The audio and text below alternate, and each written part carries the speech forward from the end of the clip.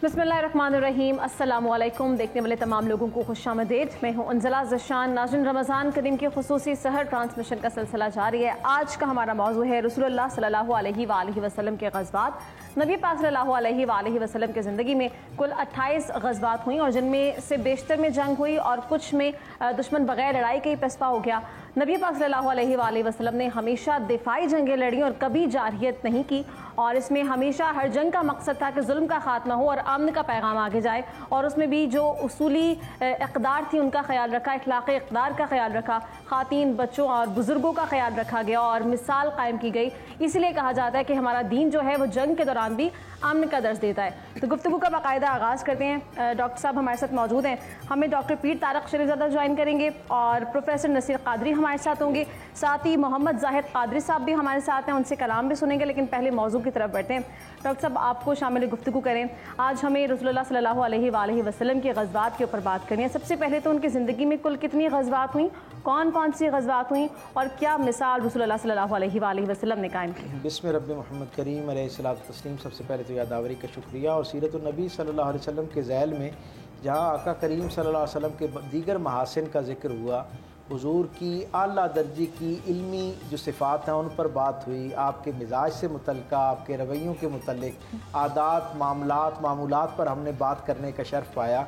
वहीं आज हुज़ूर के ग़ज़वात और मैदान शुजाअत के अंदर जो आपका इक़लाह अमल है और आपका किरदार नज़र आता है, उससे हम बरकत कशीद करेंगे। आप इस बात से अंदाज़ा लगाइए कि सरकार दो आलम सल्लल्लाहु अलैहि वसल्लम से पहले इंसानी तारीख़ में जितने रहनुमा आए उन सब ने ज़माना अमन के हवाले से कवायद और उसूल मुरतब किए, यानी जो आइन बनाए गए, जो कवानीन बनाए गए, वो सारे के सारे ज़माना अमन के साथ जो है वो वाबस्ता होते और उसके मुताबिक ज़िंदगी के जो तकाज़े होते उनकी रोशनी में कवानीन बनाए जाते। सरकार दो आलम सल्लल्लाहु अलैहि वसल्लम इंसानी तारीख़ की पहली हस्ती हैं जिन्होंने अमन के साथ साथ जंग के उसूल जो हैं वो भी मुरतब फरमाया। और इस उसूल को जो अरबों के यहाँ बड़ा राइज था और बड़े और इस उसूल को जो अरबों के यहाँ बड़ा राइज था कि मोहब्बत और जंग में हर चीज़ जायज़ है, सरकार दो आलम सल्लल्लाहु अलैहि वसल्लम ने उस मुआशरे को जो जितना जिस मुआशरे के अंदर यानी इज़्ज़त का, अज़मत का मेयार ही वहशीपन था, वहशत कायम करना था, वहशत का माहौल कायम करना था, उस माहौल के अंदर रसूलुल्लाह सल्लल्लाहु अलैहि वसल्लम ने ज़माने अमन के तकाज़ों को तो मद्देनज़र रखते हुए कवानीन अता किए, ज़माने जंग के हवाले से भी ऐसे बेहतरीन उसूल मुरतब किए कि जो आज भी बैनुल अक़वामी सतह पर इंसानों का सारा इज्तिमाई शऊर उनके सामने जो है वो दस्त बदस्ता खड़ा नज़र आता है। उनके सामने हदिया उसके सामने हदिया सिपास पेश करता हुआ नज़र आता है। आप तसव्वुर कीजिए, मेरे करीम आका सल्लल्लाहु अलैहि वसल्लम की ज़िंदगी का पहला, आपने जिस तरह खुद इरशाद फरमाया कि सरकार दो आलम सल्लल्लाहु अलैहि वसल्लम जो है आपकी निस्बत से दुनिया भर के अंदर एक जो गलतफहमी 9/11 के बाद बिलखुसूस और पिछले 1500 साल में बिलउमूम जो फैलाई जाती है कि ये दीन जो है कहीं ताकत के ज़ोर पर, तलवार के ज़ोर पर फैला, और इसका जो इतना थोड़े से वक्त के अंदर यानी सिर्फ 1500 साल जो इंसानों की तारीख़ में कोई बहुत ज़्यादा अहमियत नहीं रखते, सिर्फ 1500 साल में ये पैगाम दुनिया की 6 की 6 आबाद बस्तियों यानी 6 के 6 बर-ए-आज़मों तक पहुँचा और लोगों ने इसको वालिहाना अंदाज में कबूल किया। शायद इसके पीछे एक बहुत बड़ा हिस्सा जो है वो तलवार का है और तलवार के ज़ोर से फैला। मैं अपने सामीन और नाज़रीन को ये खुशगवार हैरत में शरीक करना चाहूँगा कि आका करीम सल्लल्लाहु अलैहि वसल्लम की 13 बरस की जो मक्की ज़िंदगी है उसके अंदर कोई एक लड़ाई, कोई एक ग़ज़वा भी मौजूद नहीं है। मदीने की जो 10-11 बरस सरकार दो आलम सल्लल्लाहु अलैहि वसल्लम के हैं उनके अंदर भी 2 हिजरी से लेके 9 हिजरी तक यानी सिर्फ 7 से 8 बरस का दौरानिया है जिसके अंदर जिहाद और किताल हमें नज़र आता है। यानी जिहाद का मतलब होता है जिद्दोजहद करना, अल्लाह के दीन को, अल्लाह के पैगाम को अपने ऊपर भी नाफिज करने की जिद्दोजहद करना, अपने गिरदो पेश पर भी उसको नाफिज करने की जिद्दोजहद।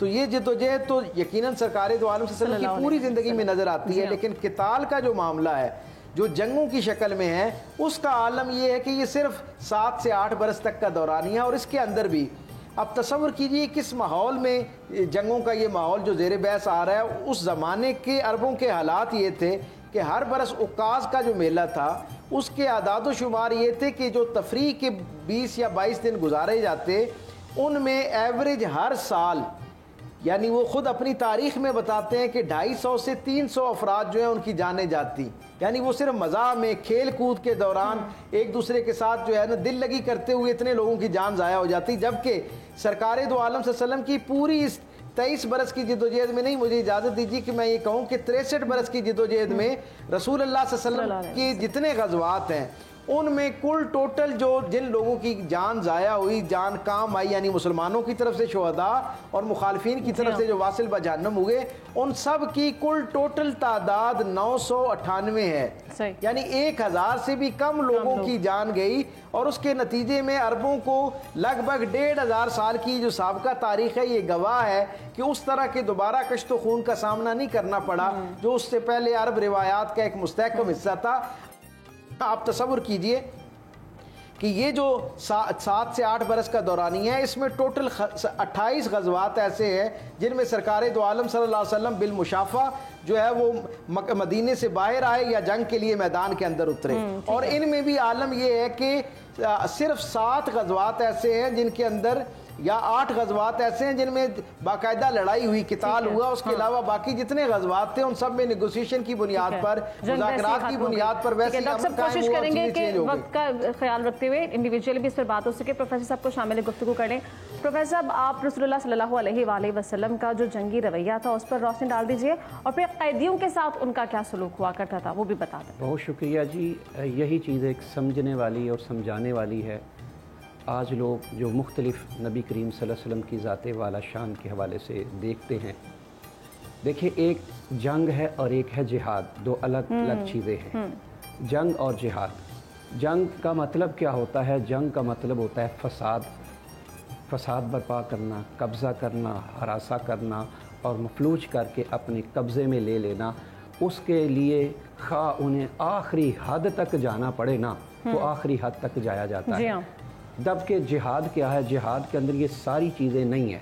जिहाद के अंदर फ़र्द वाहिद को नहीं देखा जाता और अपनी शख्सियत को नहीं देखा जाता, अपने जहन को, अपनी फ़िक्र को नहीं देखा जाता और अपने आप का दूसरों को का पर मुसल्लत करना नहीं देखा जाता, बल्कि सिर्फ़ और सिर्फ जिहाद अल्लाह के लिए, अल्लाह की दीन के लिए, दीन रिसालत की सरबुलंदी के लिए देखा जाता है। और बाकायदा जंग और जिहाद में अलग अलग इनकी डेफिनेशन है कि नबी करीम सल्लल्लाहु जैसे आपने फरमाया, हुजूर सल्लल्लाहु अलैहि वसल्लम का इस दौरान क्या तरीक़ाकार होता था। हुजूर अलैहिस्सलातु वस्सलाम जंग और जिहाद के लिए वाज़ेह कानून बनाया करते और हुक्म जारी फरमाते थे, खबरदार कोई ख़वातीन हैं तो ख़वातीन को बिल्कुल नहीं, बुजुर्ग हैं तो बुजुर्गों को बिल्कुल नहीं, बच्चे हैं तो बिल्कुल नहीं। हत्ता कि आप सल्लल्लाहु अलैहि वसल्लम ने फरमाया पकी हुई अगर फसलें भी वहाँ हो तो फसलों को भी आपने कुछ खराब नहीं करना। और आखिर में ये फरमाया जब तुम्हारे हाथ में कोई कैदी भी लग जाए तो उन कैदियों को उस अंदाज में नहीं लाना कि कहीं वो ये ना समझ ले हमारी कैफियत क्या है। कि आप जानते हैं तारीख इस बात की शाहिद है, एक अगर रियासत की एक इंटरनेशनल उस दौर के रियासत के बादशाह की अगर बेटी भी हुजूर सल्लल्लाहु अलैहि वसल्लम की बारगाह में बतौरे क्या है कैदी बनकर आती है, आपने जैसे कहा, तो हुजूर सल्लल्लाहु अलैहि वसल्लम और सहाबा किराम ने इस कदर रहनुमाई की, इस कदर उसकी सेफ्टी और हिफाजत को बरकरार रखा। और जब जाने हुजूर अलैहिस्सलाम ने अलविदा भी किया और अलविदा करने के साथ सहाबा किराम भी साथ गए, मैं इख्तिसार के साथ। और जब उसके शौहर ने उसका बाग गया और उसने पूछा कि कैसा तूने मोहम्मद मुस्तफ़ा सल्लल्लाहु अलैहि वसल्लम को पाया है, उनके साथ आप रहे। आज बादशाह के जो मामलात उसके जेर अंडर आते हैं वो तो उसके कैदियों को नहीं छोड़ता। आप बोस्निया में देख लें, अफगानिस्तान में देख लें, कश्मीर में देख लें, जैसे क्या सूरत हाल नहीं होती। तो उस खातून ने जाके उसने कहा था मैंने इतना महफूज अपने आप को आपकी बीवी होने के बावजूद नहीं पाया जितना मैंने मोहम्मद मुस्तफ़ा के दरबार में अपनी ज़ात को और अपने आप को महफूज पाया। हुजूर सल्लल्लाहु अलैहि वसल्लम ने गज़ावात और अल्लाह के दीन की सरबुलंदी के लिए ये जो पैगाम किया और ये बड़ा ज़रूरी था। अब देखें आप सल्लल्लाहु अलैहि वसल्लम के घर में, हुजूर सल्लल्लाहु अलैहि वसल्लम के दौरे दौलत में तलवारें लटकी होती थी। अब ये बड़ी काबिल गौर है, तलवारें लटकी होती थी दीवारों के साथ, मगर आप सल्लल्लाहु अलैहि वसल्लम की तलवार कभी भी وہ लटकी की लटकी रहती, सिर्फ उस वक़्त बाहर निकलती थी जब अल्लाह के हुक्म को बुलंद करने के लिए था, वरना आपसे बढ़कर कोई अमन देने वाला नहीं, आपसे बढ़कर कोई सलामती देने वाला नहीं। इसीलिए बदतरीन दुश्मन भी आपको अमीन कहते थे, और अमीन होता ही वही है जो अमन देने वाला हो। अमीन कहते थे, सादिक कहते थे। उन्हें अपनी अमानतें जो होती थी, उनकी अपनी चीज़ें अपने हाथ में महफूज नहीं समझते थे। अब देखें, मेरी चीज़ मेरे हाथ में महफूज, किसी गैर की चीज़ मेरे हाथ में आए तो मैं तो माले मुफ्त दिले बेरहम की तरह उसे इस्तेमाल करूंगा ना। तो कैसी बात है, काफिरों की चीज़ें अपनी ज़ात पे एतमाद नहीं है, उसके पास अपनी अमानतें रखवा रहे हैं जिसको अपना दुश्मन समझते हैं। इससे बढ़कर अमीन कौन है? मगर इस्लाम ये चाहता है कि कम अज़ कम तुम अपना आप दिखाओ भी। जहाँ इस्लाम की बात आती है, दीन की बात आती है, सरबलंदी की बात आती है, हुजूर सल्लल्लाहु अलैहि वसल्लम सहाबा को लेके जाते। अब देखिए ना, मिसाल के तौर पर कैदी बनकर आए सहाबा किराम ने जब सारी सूरत हाल देखी, उन कैदियों में आप सल्लल्लाहु अलैहि वसल्लम के चाचा भी थे, कराने की आवाज तक आती रही, और फरमाया सेम सलूक उसी तरह कर दिया जाएगा। कोई तफरीक नहीं की, एग्जांपल उन्होंने सेट की। नाज़रीन, अभी ब्रेक पे जाना है। ब्रेक पे जाने से पहले मोहम्मद जाहिद कादरी एक कलाम सुनाएंगे, फिर ब्रेक के बाद आपको ज्वाइन करते हैं।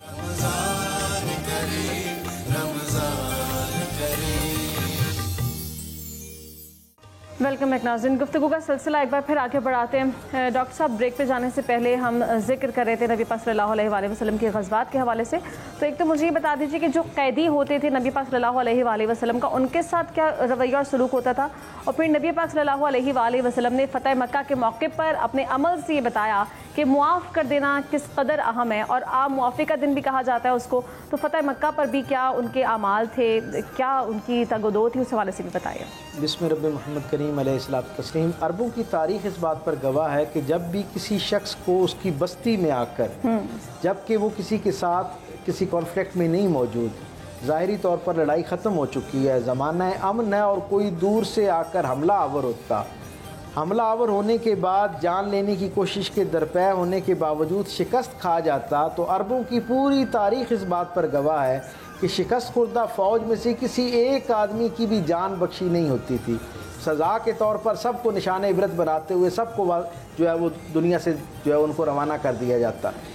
जो ग़ज़वा बदर जो है वो इंसानी तारीख़ का बिलूम और अरबों की तारीख़ का बिलखुसूस पहला मंज़र है और पहला मौका है कि जब सरकार दो आलम सल्लल्लाहु अलैहि वसल्लम पर एक पुरअमन हालत में गोया चढ़ाई करने के लिए काफ़िला आता है, 3 गुना बड़ा काफ़िला आप पर हमला आवर होता है।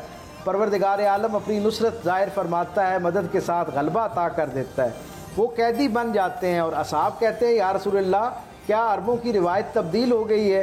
क्या हम इतने कमज़ोर हैं कि हम इनको ये निशान इबरत नहीं बना सकते? मेरे करीम आका पहला ऐलान ये फरमाते हैं कि इनमें से जिन लोगों ने भी अपनी तलवारें न्याम में डाल ली हैं, उनके ऊपर तलवार नहीं उठानी।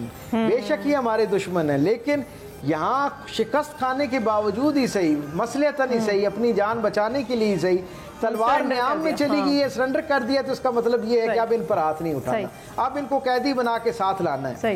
मेरे करीम आका सल्लल्लाहु अलैहि वसल्लम जब मदीने में दाखिल होने लगे ना, उन कैदियों को साथ लेके अपनी सवारी मुबारक से नीचे उतरे, और जिनके हाथ बंधे हुए थे उनकी तरफ मुखातिब होकर करीम आका ने क्या खूबसूरत बात फरमाई। अपने आने वाले जो 7 मुजाहिदीन थे उन्हें मुखातिब करके कहा, ये जब हम पर हमला आवर थे ना, तो ये हमारे कैदी थे, अब यहाँ हैं तो ये हमारे, वहाँ हमारे दुश्मन थे, यहाँ हमारे कैदी हैं। लेकिन मामला ये है, इनमें से बहुत सारे अपने अपने कबीलों के सरदार और नामवर लोग हैं, इनकी बहुत सारों की रिश्तेदारियाँ मदीने के अंदर मौजूद हैं। ये इस हालत में, इस ज़िल्लत के अहवाल के साथ अगर मदीने में दाखिल होंगे तो इनके कराबतदारों के दिल में इनकी ताज़ीम ख़त्म हो जाएगी, इनकी कदर व मंज़िलत ख़त्म हो जाएगी। दुश्मन की नफ्स का भी ख्याल रखा उन्होंने। मेरे करीम रसूल ने फरमाया, मैं अल्लाह की मखलूक में इज़्ज़तें तकसीम और बढ़ाने के लिए आया हूँ, मैं उनकी इज़्ज़तें घटाने के लिए नहीं आया, लिहाजा इनके हाथ खोल दो। मस्जिद नबवी के अंदर पहुँचते हैं वही कैदी, तो मेरे करीम आका कहते हैं, वहाँ ये हमारे दुश्मन थे, जब मगलूब हो गए तो ये कैदी हो गए, अब मस्जिद नबवी में पहुँच गए हैं तो ये कैदी नहीं रहे, अब ये हमारे मेहमान हो गए हैं। और रसूल अल्लाह ने फरमाया कि अरबों में कौन ऐसा है जिसे नहीं अंदाज़ा कि उसने अपने मेहमान के साथ कैसा सलूक करना है। असहाब को कैदियों के मिजाज के मुताबिक उनमें तकसीम कर दिया गया, और तारीख़ ने पहली मरतबा इस बात का एतराफ़ किया और ये मंजरनामा देखा कि मेरे करीम रसूल के असहाब ने जो बेहतरीन खुराक थी ना, जौ और आटे की शक्ल में, उससे अपने उन जो हमला आवर दुश्मन जहाँ थे उनकी तवाज़ो की और अपने बच्चों को खुश खजूरें खिलाई।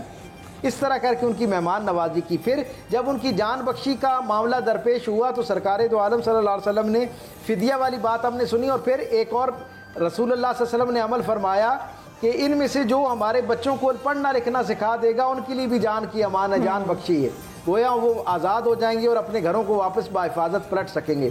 تاریخ بتاتی ہے کچھ لوگوں نے لکھنا لکھانا اور بچوں کو پڑھانا شروع کیا، اور جس دن وہ معاملہ مکمل ہوا نا تو میرے کریم آقا صلی اللہ علیہ وسلم نے اختتام پر جب اصحاب اپنے بچوں کو لے کر پلٹنے لگے تو حضور نے ان کو روک لیا اور قیدیوں سے مخاطب ہو کر کہا کہ کیا آج کی رات تم قیام کر کے میری ضیافت قبول کرنا پسند کرو گے؟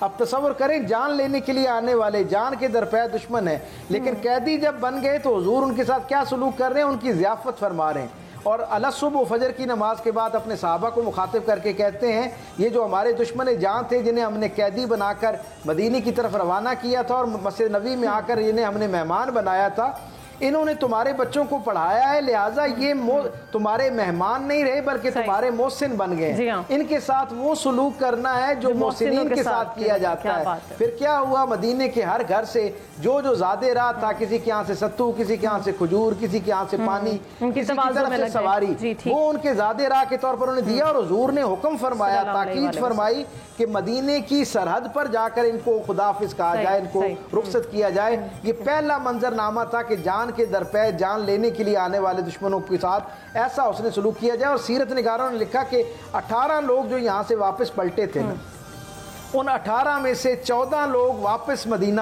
آئے، اپنے گھر نہیں پہنچے، آدھے راستے سے واپس آئے، اور انہوں نے کہا کہ آپ کے حسن سلوک نے ہمیں مجبور کر دیا ہے کہ ہم جتنا بھی چاہیں اس نعمت سے محروم نہیں رہنا چاہتے، ہمیں اس دین کی آغوش کے اندر پناہ عطا فرمائیے۔ پروفیسر صاحب، آپ اس چیز پہ روشن ڈال دیجئے کہ نبی پاک صلی اللہ علیہ وآلہ وسلم نے ویسے اپنی زندگی میں ہمیشہ دفاعی جنگیں لڑیں، کبھی جاہریت نہیں کی، تو یہ بتا دیجئے کہ کچھ حالات و واقعات زندگی میں ایسے ہیں جہاں پر جہاد لازم ہو جاتا ہے، قرآن مجید میں بھی بتایا گیا ہے، وہ کون سے حالات ہیں، اور جب جہاد لازم ہو جائے اور نہیں کیا جا رہا ان کے لیے کیا وعید ہے؟ بہت شکریہ جی۔ سب سے پہلے لازم ہے کہ اللہ تعالیٰ نے قرآن پاک، اگر یہ کام ہونا تھا اور ہوتا ہے تو اسی لیے اللہ تعالیٰ نے ارشاد فرمایا وقاتلوا فی سبیل اللہ، کہ اللہ کے راستے میں تم قتال کرو، آخر ہے کوئی اس کے پیچھے کوئی نہ کوئی وجہ ہے، تو اسی لیے فرمایا وقاتلوا فی سبیل اللہ۔ اور پھر جو قتل ہوتا ہے، شہید ہوتا ہے، باقاعدہ پھر اللہ تعالیٰ نے اس کی حوصلہ افزائی فرمائی کہ تم میرے راستے میں آ رہے ہو، کہیں تمہارا یہ حوصلہ پست نہ ہو جائے، اسے انعام دیتے ہوئے ارشاد فرمایا وَلَا تَقُولُوا لِمَنْ يُقْتَلُ فِي سَبِيلِ اللَّهِ أَمْوَاتٌ بَلْ أَحْيَاءٌ، فرمایا اللہ کے جو راستے میں شہید ہو جائے انہیں مردہ مت کہو،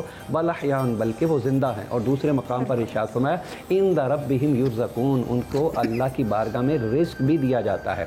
پھر قرآن پاک کی ایک اور آیہ مبارکہ إِنَّ اللَّهَ اشْتَرَىٰ مِنَ الْمُؤْمِنِينَ أَنفُسَهُمْ وَأَمْوَالَهُمْ بِأَنَّ لَهُمُ الْجَنَّةَ، کہ اللہ تعالیٰ ان کا خریدار ہے، اللہ جان بھی اللہ تعالیٰ کی دی بھی اللہ تعالیٰ نے، پھر اللہ تعالیٰ ان کا خریدار بن رہا ہے کہ تم یہ جان کو میرے راستے میں عطا کرو۔ یہ قرآن پاک کی آیات۔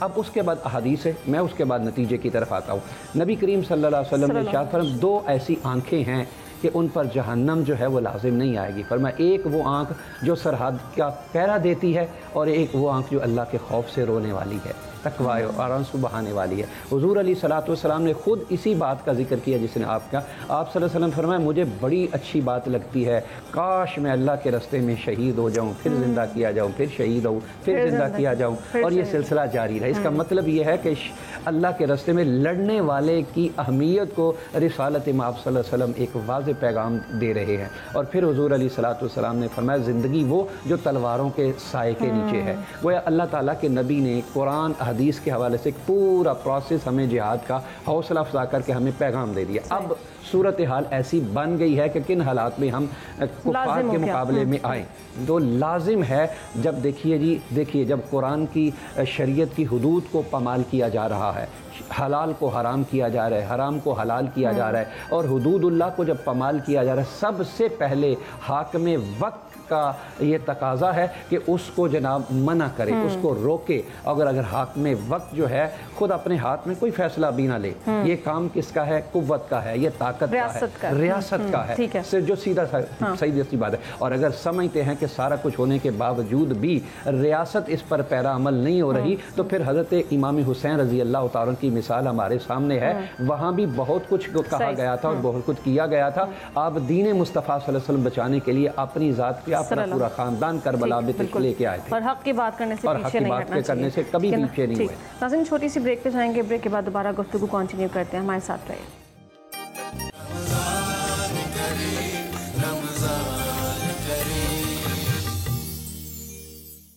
वेलकम बैक नाज़रीन, गुफ्तगू का सिलसिला आगे बढ़ाते हैं। डॉक्टर साहब, इस चीज़ पर रोशनी डालिएगा। अभी ब्रेक पे जाने से पहले प्रोफेसर साहब ने बताया कि सबसे पहले रियासत जवाब दे, अगर जिहाद के लिए नहीं आवाज़ उठाई जा रही है, अमली तौर पर नहीं किया जा रहा।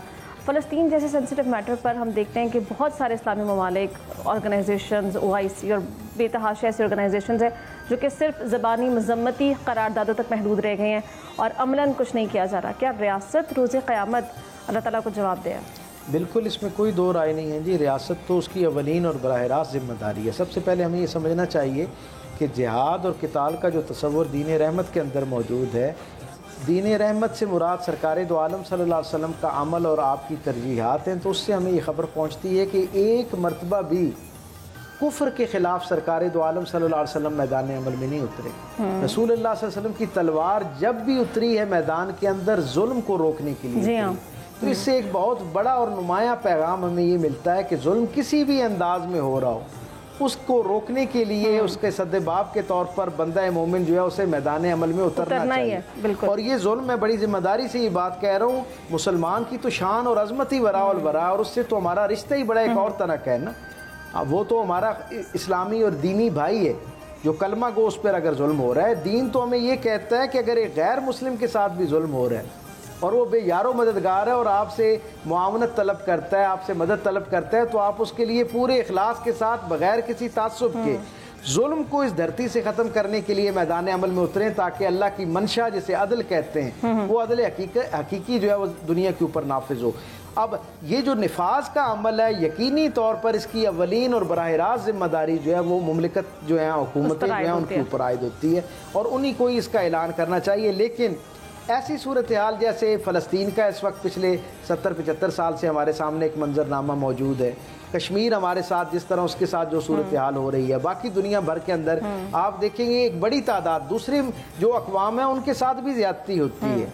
अमूमन अक्सरियत के हाथ से अक़लियत जो है उसकी कोई कहीं ना कहीं दिल आज़ारी हो रही होती है। लेकिन पूरी दुनिया के अंदर जिस अंदाज में मुसलमानों के साथ ज़्यादती हो रही है और उनके साथ जुल्म हो रहा है और इस कलमे की निस्बत की वजह से, इस दीन की निस्बत की वजह से जैसे उनको सताया जा रहा है, मैं ये समझता हूँ दुनिया में किसी और कम्युनिटी को इस तरह तख्ता मश्क नहीं बनाया जा रहा। इस बेयारो मददगारी के आलम में वो हमारे कलमा वो भाई जब हमारी तरफ देखते हैं तो हमारे ईमान का तकाजा है कि हमारी हुकूमतें भी इसके लिए अपने आप को तैयार करें और सिर्फ मजम्मती करारदाद पास कर लेने पर अपना इक्तफा न करें, बल्कि जो ज़ुबान से इसका जिहाद कर सकता है और उनकी नुसरत कर सकता है, मदद कर सकता है, वो ज़ुबान से लोगों की काउंसलिंग करना शुरू करे, ज़हन साजी पर अपना काम लगाए। महराब मिंबर मीडिया, इनका जो अपना किरदार है लोगों के को सही और हकीकी सूरत हाल उनके सामने रखना और जुल्म के ख़िलाफ़ आमादा करने में अपना किरदार अदा करना चाहिए। और मुमलिकतों का ये काम नहीं है कि वो लोगों की काउंसलिंग करें और सिर्फ मजम्मती बयान जारी करके अपने जज्बात का इजहार करें। जज्बात का इजहार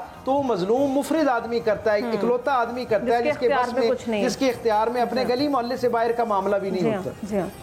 ये काम मैं समझता हूँ जो 56-57 इस्लामी ममालिक हैं उनकी हुकूमतों की बराह रास्त जिम्मेदारी बनती है कि रसूलुल्लाह सल्लल्लाहु अलैहि वसल्लम का वो जो गज़वात पर मबनी किरदार है, सीरत रसूल अकरम सल्लल्लाहु अलैहि वसल्लम में वो जो जुल्म को रोकने के लिए अमली सूरतें हमें नज़र आती हैं, हिकमत के साथ, तदबीर के साथ, हिकमत अमली मुरतब करते हुए, ज़्यादा अक़वाम को जुल्म के ख़िलाफ़ इकट्ठा करते हुए अमली कोई इक़दामात ऐसे किए जाएं जिनके नताइज बरामद हो और नतीजे के तौर पर वो जुल्म का बाजार जो गर्म होया हुआ है वो सर्द होना शुरू हो। ठीक है प्रोफेसर साहब, आपको भी इसी चीज़ में शामिल गुफ्तगू करें। अब रियासती इस्लामी रियासत के कवानीन की पासदारी भी उतनी ज़रूरी है।